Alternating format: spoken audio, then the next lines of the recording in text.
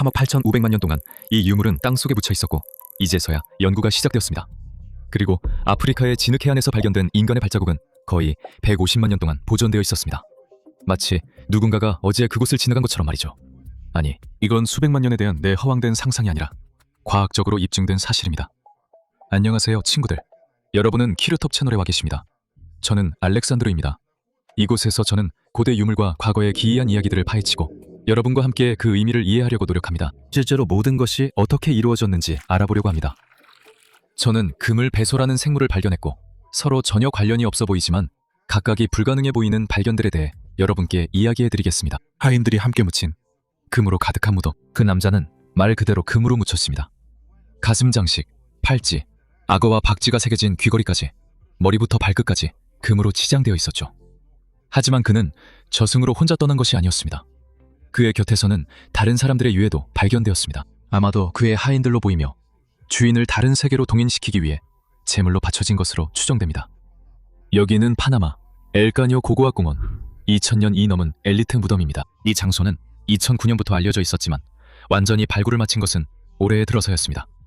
이 지역 문화에서 죽음은 끝이 아니라 단순히 지위를 유지해야 하는 또 다른 세계로의 이동이었습니다. 그리고 무덤에서의 부의 과시는 단순한 변덕이 아니라 수세기 앞을 내다본 일종의 정치적 선언과도 같습니다. 프로젝트 책임자인 율리아 마이는 엘카뇨에서 발견된 유물들이 인근 유적지 시티 오콘의 유물들과 놀라울 정도로 닮았다고 언급합니다. 결국 어떻게 된 거냐고요? 1000년 전 이곳에는 서로 다른 공동체들 사이에 거대한 무역 및 정치 네트워크가 존재했습니다. 그리고 금속 가공 기술의 수준을 보면 이 지역 대장정이들은 당시 세계 최고의 장인들에 뒤지지 않았습니다. 망치의 연대는 50만 년에 달합니다. 정교한 수작업이 최근에 발명된 것이 아니라는 것을 증명하는 발견부터 시작하겠습니다. 영국 남부 박스그로브에서 유니버시티 칼리지 런던과 자연사 박물관의 고고학자들이 상아로 만든 작은 유물의 연대를 밝혀냈습니다. 이 유물은 유럽 전체에서 이와 같은 도구 가운데 가장 오래된 것으로 판명되었습니다. 이 유물은 약 50만 년 전의 것으로 길이는 겨우 11cm에 불과하며 삼각형 모양입니다. 이것은 레트셔라고 불리는 부드러운 타격도구로 고대인들이 이 도구를 사용해 석기를 다듬고 날을 세웠습니다. 간단하게 들리지만 하지만 바로 이 기술이 인류의 도구 발전에 있어 핵심적인 단계 중 하나가 되었습니다. 아프리카에서는 이와 비슷한 뼈로 만든 도구가 150만 년 이상 된 것도 있지만 유럽에서는 4만 3천 년보다 오래된 발견은 매우 드뭅니다. 박스그로브에서 발견된 이 유물은 그 경계를 한 번에 40만 년 이상 뒤로 밀어냈습니다. 저에게 흥미로운 것은 단순히 그 유물의 오래됨이 아니라 왜 그들이 돌이 아니라 뼈를 사용했는가 하는 점입니다. 사실 뼈로 만든 리터셔는 부시 또래 날을 아주 정밀하게 다듬으면서도 도구 자체를 손상시키지 않습니다. 즉, 그 당시 사람들도 이미 어떤 재료가 어떤 작업에 더 적합한지 잘 알고 있었던 것입니다. 그리고 고대 영국 지역에서 코끼리와 매머드는 매우 희귀한 자원이었기 때문에 단단한 상하층을 가공하는 데에는 특별한 주의와 기술이 필요했습니다. 인류학자들은 이렇게 오래된 유럽인들에게 이런 능력이 있을 것이라고는 전혀 예상하지 못했습니다. 현미경 분석과 3D 스캔 결과 표면에는 충격에 의한 특유의 균열과 그 안에 박힌 아주 작은 부싯돌 조각들이 발견되었습니다. 즉, 이 도구는 한두 번이 아니라 정기적으로 어쩌면 수년 동안 사용되었으며 누군가가 직접 제작한 것입니다. 혹은 이전의 네안데르탈인들 또는 네안데르탈인의 직접적인 선조인 하이델베르크인들이었을 수도 있습니다. 그리고 아마도 우리와도 어느 정도 관련이 있을 수 있습니다. 연구의 저자인 셀베 벨로 박사, 시리아 자연사 박물관 소속과 상하 조각을 가공하고 여러 번 다른 도구를 갈아내는 데 사용했다는 점은 높은 수준의 추상적 사고를 보여줍니다. 쉽게 말해 고대인들은 단순히 손에 잡히는 것을 사용하는 것이 아니라 특정 작업에는 뼈가 돌보다 더 잘 작동한다는 것을 이해하고 의도적으로 재료를 선택했다는 것입니다. 재미있게도 이 뼈 조각 자체는 지난 세기 90년대 초에 이미 발굴되었지만 그때는 아무도 그것이 무엇인지 몰랐습니다. 이제서야 30년이 지난 지금에서야 다시 조사하면서 그것이 무엇을 의미하는지 알게 되었고 우리는 그 지식을 후손에게 전하고 있습니다. 진화론도 뜻밖의 변화할 수 있다는 사실이 드러나고 인간 기원에 관한 여러 이론에 대해서는 지난 영상에서 더 자세히 이야기했습니다. 하지만 지금은 땅속에서 발견된 것에 대한 이야기가 아니라 과학이 공식적으로 반박했다고 여겼던 한 이론에 관한 이야기입니다. 그리고 지금 그 이론을 다시 검토하고 있습니다. 1809년 프랑스의 자연학자 장 바티스트 라마르크는 다음과 같이 가정했습니다. 식물은 환경의 압력에 의해 변화하고 그 유익한 변화가 자손에게 전달된다고 그는 주장했습니다. 반세기 후 찰스 다윈은 다른 설명을 제시했습니다. 개체들은 처음부터 서로 다르며 자연 선택은 단지 유익한 차이만을 고정시킨다는 것이었습니다. 라마르크의 명성은 독일 생물학자 아우구스트 바이스만의 실험에 의해 심각하게 손상되었습니다. 바이스만은 여러 세대에 걸쳐 쥐의 꼬리를 잘랐지만 새끼들은 계속해서 꼬리가 달린 채로 태어났습니다. 이후 생물학자들은 획득된 형질의 유전이라는 생각을 오랫동안 순진한 오해로 치부했습니다. 하지만 현대 분자 생물학은 상황이 더 복잡하다는 것을 보여주었습니다. 실제로 생물은 몸에 생긴 모든 변화를 자손에게 전달하지는 않습니다. 꼬리가 잘린 쥐의 경우처럼 이 점에서는 맞지만 때때로 그들은 스트레스, 감염 또는 기아에 대처하는 데 도움이 되는 분자적 메커니즘을 유전하기도 합니다. 가장 많이 연구된 예는 미세한 선충인 예쁜 꼬마 선충입니다. 바이러스 감염, 기아 또는 온도 스트레스 이후에 성체 선충은 유전자 작동 방식을 재조정하며 어떤 경우에는 그 자손이 이미 비슷한 위협에 대비된 상태로 태어납니다. 그리고 이 효과는 여러 세대에 걸쳐 지속됩니다. 정보는 스트레스 동안 유전자 활동을 조절하는 작은 RNA 분자들이 전달하며 특수 단백질이 이들 분자의 일부를 직접 난자에 전달합니다. 본질적으로 이것은 어느 정도 다음과 같은 상황을 연상시킵니다. 마치 사람이 백신 접종 후 면역력을 얻고 그 보호 효과를 자녀뿐만 아니라 손주에게까지 전달하는 것과 비슷합니다. 오랫동안 이런 표식들은 번식 과정에서 사라진다고 여겨졌습니다. 하지만 그중 일부는 이러한 갱신 과정을 견딜 수 있는 것으로 밝혀졌습니다. 이런 메커니즘은 벌레뿐만 아니라 박테리아, 식물, 동물에서도 발견된 것으로 보입니다. 쌀에서도요. 추위에 노출되면 유전자의 화학적 변화가 일어납니다. 이러한 변화는 저온에 대한 내성을 높여줍니다. 이것이 쌀이 원래 자라던 열대지방보다 훨씬 북쪽으로 퍼지는 데 도움이 되었을 수 있습니다. 그리고 범고래는 사냥 기술을 학습을 통해 전수합니다. 어떤 집단은 주로 물고기를 먹고 다른 집단은 해양 포유류를 사냥합니다. 이러한 문화적 차이는 여러 세대에 걸쳐 유지됩니다. 생물학에서 라마르크의 이론으로 완전히 돌아갈 필요는 없습니다. 자연 선택이 여전히 대부분의 진화적 변화를 설명합니다. 그리고 두 가지 메커니즘 모두 보아하니 두 메커니즘은 함께 작동할 수 있는 것 같습니다.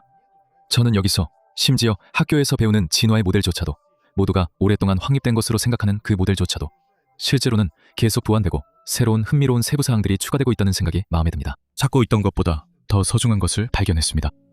가장 비중한 발견은 종종 전문 고고학자가 아니라 무언가를 찾을 계획조차 없었던 사람들이 하게 됩니다. 이스라엘 아슈도드 해변에서 시 해변관리국 부국장인 아비 체프락이 해안을 조사하고 있었습니다. 휴가객들이 잃어버린 장신구나 다른 귀중품을 찾는 것을 돕기 위해서였습니다. 그리고 이런 일상적인 일 중에 그는 고대 동전을 발견했습니다. 약 2500년 된 것이었습니다. 체프락은 이 발견물을 이스라엘 유물청에 전달했습니다. 그리고 그곳에서 이것이 이스라엘 지역에서 발견된 최초의 이런 종류의 동전임이 밝혀졌습니다. 전문가들은 이 동전을 페르시아 시대의 동전으로 확인했습니다. 기원전 5세기 중반에 주조된 시글로스라는 명칭의 동전으로 키프로스의 고대 도시 살라미스에서 유래한 것입니다. 검사 결과 이 동전은 순은으로 만들어진 것이 아니라는 것이 밝혀졌습니다. 도금된 금속으로 만들어졌습니다. 이것은 바로 그 시대의 키프로스 동전의 특징입니다. 한쪽 면에는 누워있는 양이 그려져 있습니다. 다른 한쪽에는 월계수 가지 옆에 양의 머리와 아마도 키프로스 음절 문자로 쓰인 기호들이 있습니다. 이 동전이 온전하게 보존된 것이 발견에 특별한 가치를 더해줍니다. 당시의 거래에서는 이런 동전들을 보통 여러 조각으로 잘라 사용했지만 이 동전은 그렇지 않았습니다. 연구자들에 따르면 발견된 장소와 그 사망 자체가 2500년 전 키프로스와 현재 이스라엘 지역 사이의 해상 무역로를 더 잘 이해하는 데 도움이 될 수 있습니다. 그리고 아비 체프락은 이 발견으로 명예 증서를 받았습니다. 분명했습니다. 이 동전이 사회적이고 역사적인 유산의 일부라는 것이 분명했기 때문에 그는 동전을 자신이 보관하지 않고 즉시 전문가들에게 넘겼습니다. 왕 람라메라의 이미지입니다. 다음 발견은 이라크에서 나온 것입니다. 최근에는 고고학보다는 전쟁과 더 많이 연관되는 도시에서 말이죠. 이라크와 미국의 고고학자들로 구성된 공동연구팀이 모술의 니네베에 있는 고대 태양의 문에서 발견했습니다. 기원전 7세기의 거대한 아시리아 석비를 발견했습니다. 복원 작업 중에 발견된 것입니다. 니네베는 2014년부터 2017년까지 이슬람 국가 무장단체가 모술을 점령하는 동안 큰 피해를 입었습니다. 그때 고대 성벽과 박물관, 수많은 고고학 유적들이 파괴되거나 손상되었습니다. 오늘날 이 도시는 복구되고 있습니다. 그리고 바로 이 복구 작업 중에 시카고 대학교 고대문화연구소와 공동으로 진행하는 과정에서 고고학자들이 석비를 발견했습니다. 이 돌은 현지 대리석 한 덩어리로 만들어졌으며 높이는 약 2m, 너비는 약 1.5m입니다. 거의 전체 전면에는 아슈르바니팔 왕의 대형 부조가 새겨져 있습니다.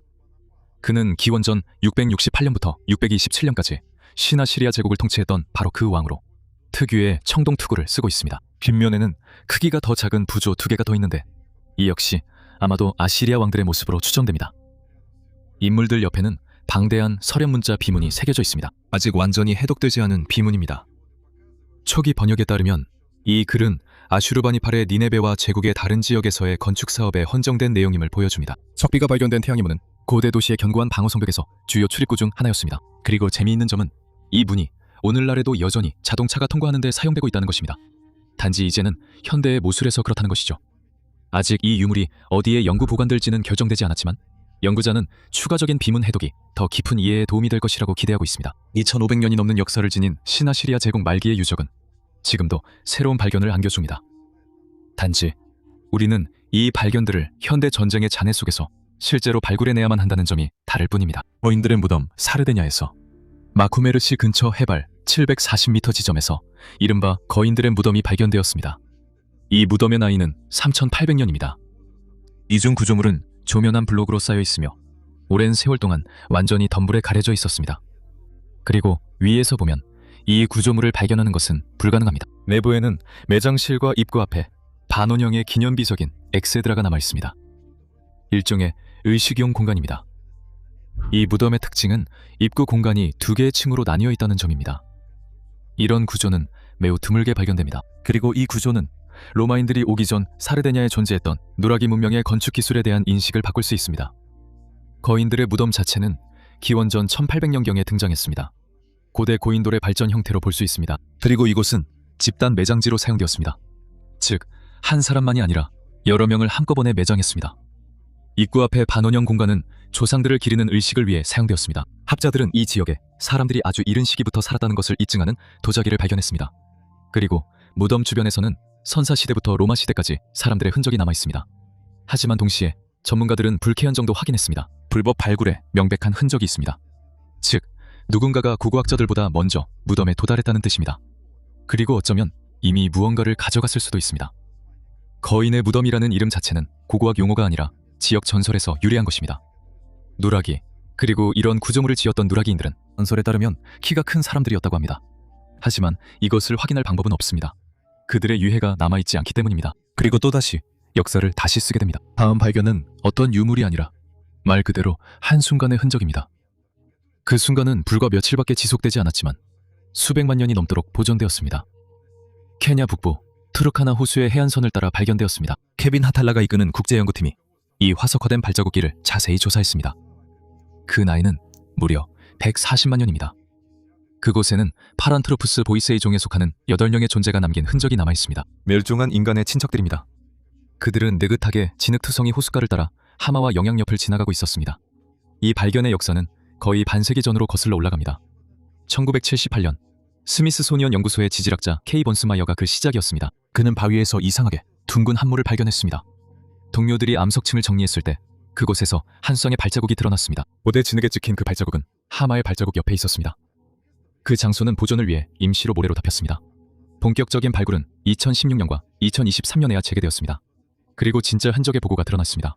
21개의 호미닌 발자국이었습니다. 게다가 그 시대의 악어, 코끼리, 그리고 다른 동물들의 발자국도 함께 발견되었습니다.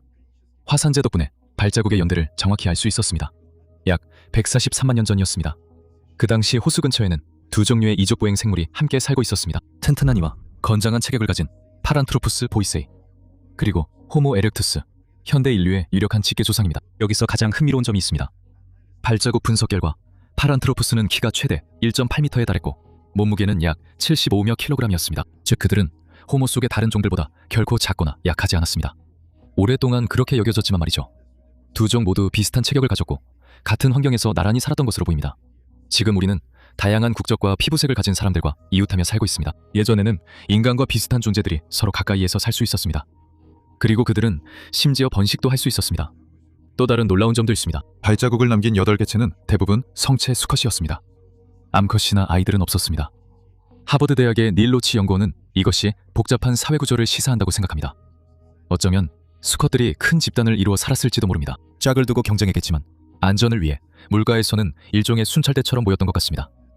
8마리의 파란트로푸스가 언젠가 젖은 진흙 위를 바쁘게 지나갔고 그들의 발자국은 140만 년 동안 남게 될 줄은 전혀 몰랐을 것입니다. 그리고 이 발자국들은 누가 더 컸는지에 대한 학교에서 배운 상식을 다시 쓰게 만들었습니다. 그들이 더 컸는지 아니면 우리의 직계 조상들이 더 컸는지 말이죠. 한 아이가 섬뜩한 무덤을 발견했습니다. 다음 발견은 아주 평범하게 시작되었습니다. 마당에서 그냥 놀던 아이로부터 시작된 것이죠. 오스트리아의 한 도시에서 한 소녀가 잔디밭에서 뼈를 발견했습니다. 그리고 그녀의 어머니가 이 사실을 경찰에 신고했습니다. 첫 번째 조사에서 그 뼈가 인간의 것임이 빠르게 확인되었습니다. 오스트리아 연방문화재청이 사건에 합류했고 본격적인 발굴이 시작되었습니다. 처음에 고고학자들은 6개의 집단 매장지를 발견했습니다. 그 후에 또 9개가 더 발견되었습니다. 총 유해는 최소 120명에게 속하는 것으로 밝혀졌습니다. 약 150제곱미터의 공간에 아무런 질서 없이 흩어져 있었습니다. 모든 정황상 시신들은 급하게 구덩이에 던져진 것으로 보입니다. 어떤 장례의식도 없이 말이죠. 인류학자들은 유해가 주로 젊은 남성들에게 속한다는 것을 밝혀냈습니다. 15세에서 20세 사이입니다. 사망 원인은 아직 명확하지 않습니다. 총상 흔적은 발견되지 않았습니다. 하지만 한 경우에는 사망 직전 한 사람의 무릎 아래 다리가 절단된 사실이 밝혀졌습니다. 이것은 다음을 시사할 수 있습니다. 이곳이 군 병원 근처의 매장지였다는 것을 의미할 수 있습니다. 무덤의 위치와 1차 인류학적 분석 결과 이들이 1792년부터 1815년까지 이어진 나폴레옹 전쟁 중에 사망했을 가능성이 제기됩니다. 즉, 아마도 이들은 야전병원 환자이거나 군영에 있던 사람들이었고 함께 매장된 것으로 보입니다. 추가 연구와 DNA 분석, 동위원소 분석을 통해 이들의 출신, 식단, 사망 당시의 상황이 더 명확해질 것입니다. 전문가들은 이미 이번 발견을 최근 수십 년간 가장 중요한 고고학적 발견 중 하나로 평가하고 있습니다. 그 이유는 바로 그 규모 때문입니다. 한 곳에서 120명의 사람들이 발견된 것은 대규모 역사적 전투 현장에서도 드문 일입니다. 16세기의 세계 물류입니다. 보타비아호는 네덜란드 동인도 회사 소속입니다. 1629년에 서호주 해안에서 난파되었습니다. 참고로 이 난파 사고는 화물 때문만이 아니라 역사에 남았습니다.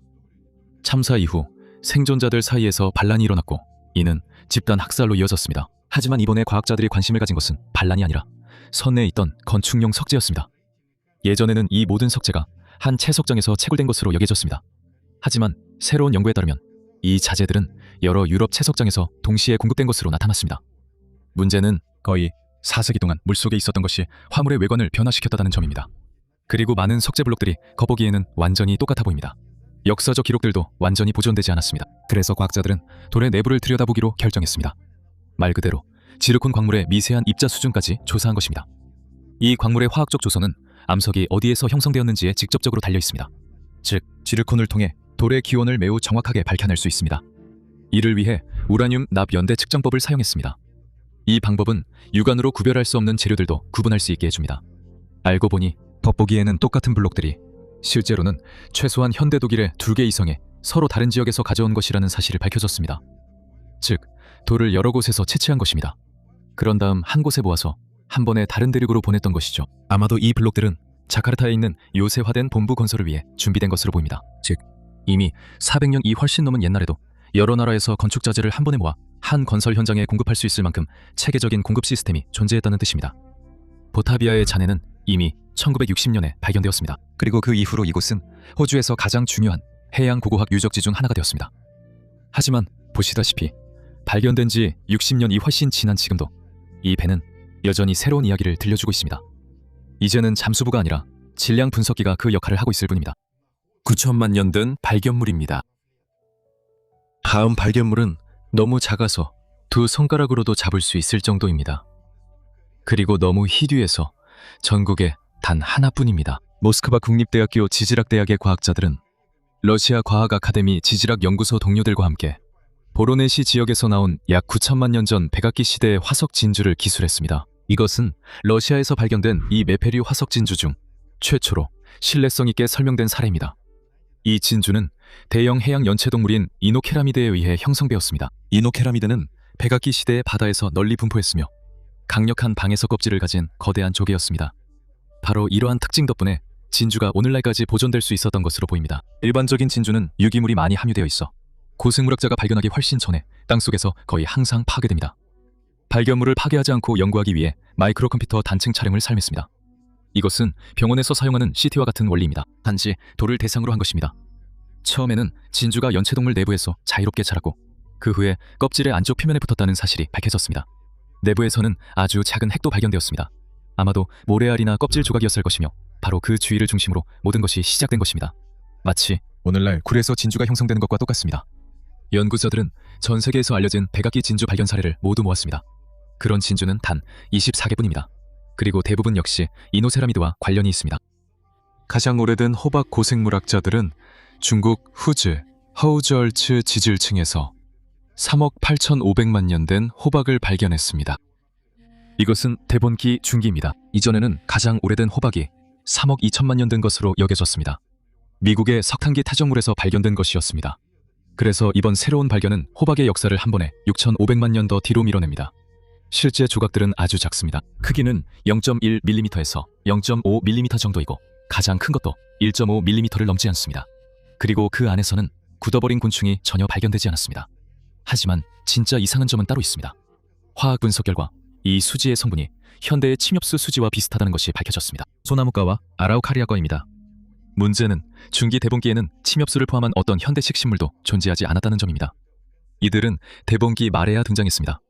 즉, 소나무 수지와 비슷한 성분의 수지를 만들어낸 식물들이 소나무와는 전혀 친척 관계가 없는 식물들이었습니다. 연구자들은 이것이 초기의 비종자 관다발 식물이나 고대의 나무 형태의 석성류일 수 있다고 추정합니다. 오늘날 수지를 만드는 식물들보다 훨씬 더 원시적인 조상들이었습니다. 결국 보호용 수지를 분비하는 능력은 진화 과정에서 한 번만 생긴 것이 아니라 서로 전혀 관련 없는 다양한 식물 그룹에서 독립적으로 나타난 것입니다. 아마도 산불 이후 손상 부위를 치유하고 곰팡이로부터 자신을 보호하기 위해서였던 것으로 보입니다. 과학자들은 대본기 중엽에는 절지동물들이 아직 식물에 심각한 피해를 주지 않았다고 합니다. 그래서 당시의 수지는 곤충을 막기 위한 것이라기보다는 식물 스스로를 위한 응급처치용이었던 셈입니다. 미니오리. 오늘 또 하나의 작은 발견이 있었는데 크기가 손가락만 합니다. 하지만 그 역사는 유럽 절반에 걸친 역사를 지니고 있습니다. 체코의 투친 근처에서 박물관 직원 미로슬라프 카메네기 야외 작업 중에 2000년이 넘은 작은 청동 물새 조각상을 들판 피면에서 발견했습니다. 길이는 겨우 23mm, 무게는 10g도 안 됩니다. 그런데도 보존 상태는 거의 완벽합니다. 고고학자에게 특히 기쁜 점은 이번에는 금속 탐지기조차 필요 없었다는 겁니다. 조각상이 그냥 땅 위에 놓여 있었거든요. 자세히 살펴보니 고대정인은 아주 작은 해부학적 세부 사항까지도 정교하게 만들었습니다.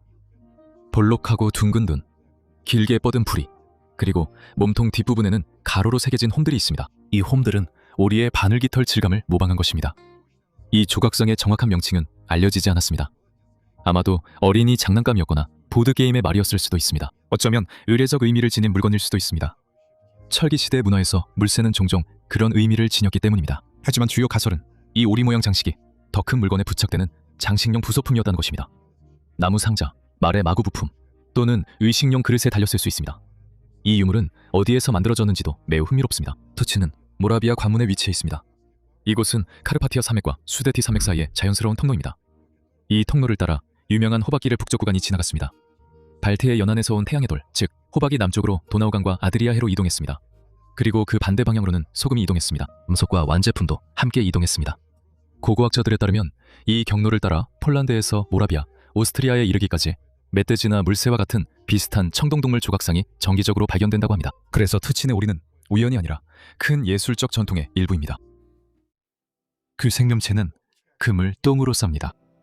다음 발견은 말 그대로 규모가 조금 더 작습니다. 이제 미생물에 대해 이야기하겠습니다. 하지만 이 미생물이 만들어내는 결과를 인간은 수세기 동안 인위적으로 얻으려고 노력해왔습니다. 중세 연금술사들은 평생 납을 금으로 바꾸기 위해 애썼습니다. 하지만 그들은 아무런 성과를 내지 못했습니다. 그런데 쿠프리아비두스 메탈리드런스라는 박테리아는 아무런 마법 없이도 그 일을 해냅니다. 이 박테리아는 중금속이 과도하게 많은 토양에서 살아갑니다. 거기서는 거의 모든 생명체가 즉시 죽어버립니다. 대부분의 생명체에게 구리와 금은 많은 양이 있으면 진짜 독입니다. 하지만 이 박테리아는 구리를 자신에게 유익하게 사용하는 법을 배웠습니다. 구리는 이 박테리아의 신진대사에 필요합니다. 문제는 구리가 너무 많아질 때 시작됩니다. 그러면 박테리아는 일종의 펌프를 작동시켜서 과도한 구리를 밖으로 내보냅니다. 그런데 이 펌프가 실수를 합니다. 구리와 함께 토양에 녹아있는 금도 세포 안으로 빨아들이는 것입니다. 이제 세포 안에는 두 가지 독이 동시에 존재하게 되고 이 둘이 함께 있으면 박테리아를 죽일 수 있습니다. 살아남기 위해 박테리아는 특별한 효소인 코파를 작동시킵니다. 이 효소는 이중 필터처럼 작동합니다. 구리는 간단하게 처리합니다. 구리를 세포가 10대 밖으로 내보낼 수 있는 형태로 바꿉니다. 금에 대해서는 흥미로운 일을 합니다. 금의 독성을 없애고 용해된 금을 고체의 아주 작은 금속 입자로 바꿉니다. 크기는 겨우 몇 나노미터에 불과합니다. 이것은 인간 머리카락보다 수천 배나 더 얇습니다. 그 다음 박테리아는 이 금입자들을 자신의 외부막으로 그냥 밀어냅니다. 마치 밖으로 뱉어내는 것처럼 말이죠. 자연에서는 이런 박테리아들이 광물 표면에 집단으로 서식합니다. 수십억 마리의 미생물들이 수세기 동안 자신을 독소로부터 정화할 때 버려진 금 나노입자들이 서로 겹겹이 쌓입니다. 과학자들은 바로 이런 박테리아들이 자연에서 실제 금덩어리가 형성되는데 부분적으로 관여한다고 생각합니다. 즉, 누군가가 심해가에서 발견하는 반짝이는 금조각은 충분히 수조 마리의 보이지 않는 생명체들이 만들어낸 결과일 수 있습니다. 현재 연구자들은 이 메커니즘을 이용해 금이 적게 함유된 광 속에서 금을 추출하거나 오래된 전자제품을 재활용하려고 시도하고 있습니다. 산업 현장에서 일반적으로 사용하는 수은이나 시안 화물 없이 말이죠. 그렇다면 누가 그것들을 만들었을까요? 다음 발견은 인도네시아 술라웨시 섬에서 논밭과 키 큰 풀 사이에서 이루어졌습니다. 그곳에는 둥근 얼굴에 커다란 눈, 희미하게 드러난 이목구비를 가진 석삼들이 서 있습니다. 거의 이스터섬의 유명한 모아이와 쌍둥이처럼 닮았습니다. 모아이의 제작자에 대해서는 학자들이 어느 정도 알고 있지만 바다 계곡의 거석에 대해서는 과학계가 100년 넘게 침묵하고 있습니다. 바다, 배수와 나프 계곡에서는 400개가 넘는 조각된 돌이 발견되었습니다. 하지만 사람의 형태를 가진 것은 30여 개뿐입니다. 가장 큰 것은 폴린도라는 이름의 4m짜리 거인으로 이름의 뜻은 대략 장난꾸러기입니다. 현지 주민들은 각 조각상마다 자신들만의 전설을 가지고 있습니다. 궁정의 어릿광대부터 쌀을 훔치다 돌로 변한 마을의 수호자까지 다양합니다. 이 거석들은 이미 1908년에 발견되었습니다. 그리고 그 이후로 이들의 연령은 대략 1000년에서 5000년 사이로 추정되고 있습니다. 그런데 정말 이상한 점은 이 지역에서 정착지의 흔적이 전혀 발견되지 않았다는 것입니다. 사람들이 남긴 도구나 다른 유물들도 전혀 없어서 이 모든 것을 만든 사람들이 누구인지 알 수 없습니다. 인간 형상 외에도 계곡에는 칼람부라는 거대한 석재 원통들이 있는데 이것들은 통이나 절구처럼 생겼습니다. 현지 주민들은 그것을 왕의 욕조라고 불렀습니다. 하지만 발굴 결과는 달랐습니다. 이것들은 귀족들을 위한 집단 매장용 항아리였습니다. 그중 하나에서는 고고학자들이 최소 10명의 유해를 발견했는데 화장과 의식적인 치아 훼손의 흔적이 있었습니다. 오늘날 이 거석들은 로레린두 국립공원 내에 위치해 있습니다. 이곳은 1977년부터 유네스코 생물권 보전지역 목록에 포함되어 있습니다. 2025년에는 주 정부가 이 유적지를 유네스코 세계유산 목록에 등재하기 위해 서류를 제출했습니다. 늙지 않는 물고기. 이 채널에서 저는 항상 고대에 관한 이야기를 합니다. 하지만 지금은 공식적으로 가장 오래 사는 척추동물로 인정받는 생명체에 대해 이야기하고 싶습니다. 그린란드 북극 상어에 관한 이야기입니다. 이런 상어의 눈, 수정체에 대한 방사성 판소 분석 결과 그 나이가 500년을 넘을 수 있다는 것이 밝혀졌습니다. 참고로 이는 거대 거북이의 수명보다 몇 배나 더 깁니다. 북극고래와 물론 인간보다도 훨씬 깁니다. 이 상어들 중 가장 오래된 개체들은 한창 중세였던 시기에 태어났습니다. 그 당시 유럽 전역에서는 끊임없는 전쟁이 벌어졌고 대규모 산업혁명까지는 아직 수백 년이 남아있었습니다. 오랫동안 사람들은 이렇게 긴 수명이란 것은 단순히 자원이 극도로 부족한 북부 심해에서 살아가는 것에 부수적인 효과라고 여겨졌습니다. 하지만 과학자들이 이 상어들을 더 많이 연구할수록 그들의 생물학은 점점 더 흥미로워지고 있습니다. 지구상의 거의 모든 동물들은 나이가 들수록 신진대사가 점차 느려집니다. 그린란드 상어는 완전히 다릅니다. 새끼와 노년기의 신진대사가 거의 똑같습니다. 이는 부분적으로 그린란드 상어 새끼가 놀라울 정도로 느리게 성장하기 때문입니다. 1년에 1-2cm 정도 자랍니다. 나무보다도 느립니다. 그리고 이 상어들은 어미 뱃속에서 8년에서 18년까지 머뭅니다. 하지만 이 상어들에게는 또 다른 독특한 유전체 복구와 세포 재생 메커니즘이 있습니다. 거의 모든 성체 그린란드 상어의 눈에는 빛나는 기생충이 감염되어 있습니다. 이 기생충들은 말 그대로 갈고리로 각막에 박혀 있습니다. 인간이라면 이런 접촉은 시력의 빠른 저하로 이어질 것입니다. 이번 겨울 국제과학자팀이 기생충에 감염된 상어들을 조사했습니다. 그 나이는 130년에서 150년이었습니다. 그리고 그들의 시력이 젊은 개체들만큼이나 예리하다는 사실을 밝혀냈습니다. 그리고 제가 다시 말씀드리지만 가장 나이 많은 개체들은 500세가 넘습니다. 5000년 동안 그곳에는 아무도 들어가지 않았습니다. 미냐주의 자바르 알타이르 지역에서 초기 왕조 시대의 두 무덤이 발견되었습니다. 약 5000년 전에 봉인된 것이고 지금까지 한 번도 열리지 않았습니다. 그 장소 자체는 수천 년 동안 묘지로 사용되었습니다. 그곳에는 선원조 시대부터 후기 왕조 시대까지의 무덤들이 있었습니다. 가장 초기의 이집트 무덤은 기원전 약 3100년경에 근정했습니다. 그것들은 벽돌로 쌓고 해반죽으로 덮은 단순한 구덩이 형태였습니다. 시간이 지나면서 무덤은 점점 더 복잡해졌습니다. 지하 매장실과 마스타바가 등장했죠. 마스타바는 지상에 세워진 매장 부속품 보관용 건축물로 고인의 신분을 보여주는 역할을 했습니다. 이번에 발견된 두 개의 새로운 무덤은 바로 이 과도기적 단계에 속합니다. 그리고 이 무덤들은 아비도스에 있는 호르덴 왕의 무덤과 놀라울 정도로 닮아 있습니다. 이는 제1왕조 최대의 매장지로 을식 공간, 2개의 창고, 그리고 주 매장실을 둘러싼 133개의 방이 있습니다. 하지만 가장 흥미로운 점은 바로 벽의 구조에 있습니다. 학자들은 무덤 중 하나의 벽이 아래쪽은 두껍고 위로 갈수록 점점 얇아진다는 사실을 발견했습니다. 이것은 건축가들이 이미 그 당시에도 건축물의 무게를 고르게 분산시키는 방법을 이해하고 있었다는 것을 의미합니다. 즉, 나중에 피라미드가 세워질 때 사용된 공학적 기초가 바로 이곳에서 기자보다 수세기 전에 마련된 것입니다. 벽에는 나무 지지대도 설치되었습니다. 어떤 곳에서는 나무 지지대가 특정 구역을 보강했고 또 어떤 곳에서는 벽 전체를 따라 설치되었습니다. 근처에서는 선왕조 시대의 무덤도 발견되었습니다. 골격화된 위에는 구부린 자세로 신물로 만든 돗자리에 쌓여 있었고 옆에는 도자기 그릇들이 놓여 있었습니다. 도자기의 장식 덕분에 이 무덤들은 나카다 2기와 나카다 3기로 연대가 추정되었습니다. 즉, 최초의 왕조가 등장하기 전의 시기입니다. 한 성인에게 시신이 몇 구나 있습니까? 19세기에도 프랑스의 역사학자 루도비크 랄라는 교회 기록을 연구하면서 유럽 정역의 성리물 복제본에 대한 통계를 작성했습니다. 성 게오르기, 승리자의 경우 여러 성당에서 동시에 약 39의 온전한 시신이 숭배되었습니다. 그리고리와 성 팡크라티우스도 마찬가지로 약 39의 시신이 있었습니다. 세례자 요한의 경우 유럽 여러 지역에서 동시에 7구의 시신이 전시되었고 8개의 머리와 11개의 집게 손가락이 있었습니다. 한 프랑스인 수도 원장은 아미엥 배성당에서 또 다른 세례 요한의 머리에 입을 맞추던 한 프랑스 아빠는 참지 못하고 이렇게 적었습니다. 하나님께 영광을. 이것은 내가 평생 만져본 5번째 혹은 6번째 세례 요한의 머리입니다. 어떻게 한 사람에게 이렇게 많은 시신이 생겨난 걸까요? 역사학자들은 몇 가지 이유를 제시합니다. 그중 일부는 충분히 합법적입니다. 가톨릭과 정교회 전통에서는 성인의 유해를 여러 부분으로 나누는 것이 허용됩니다. 한 사원에는 손, 다른 사원에는 일부, 세 번째 사원에는 머리가 보관됩니다. 하지만 덜 유쾌한 이유도 있습니다. 그것은 바로 흔한 위조입니다. 1671년 마카리에프 수도원의 원장은 평범한 수도 사회별을 마카리에 젤토보드스키의 유해라고 속여내놓았습니다. 그리고 4년 동안 신자들은 그 가짜에 경배를 드렸습니다. 그러다 그 속임수가 밝혀질 때까지 말이죠. 가장 충격적인 폭로는 소비에트 러시아에서 1919년과 1922년에 일어났습니다. 그때 당국은 대규모로 성유물을 개봉했습니다. 티온 자돈스키의 유해함에서는 썩지 않은 유해 대신 천조각, 섬, 여성용 스타킹인이 발견되었습니다. 그리고 알렉산드로스 비르스키 수도원에서는 성유물 대신 평범한 밀랍 인형이 있었습니다. 그리고 이런 일은 과거에만 있었던 것이 아닙니다.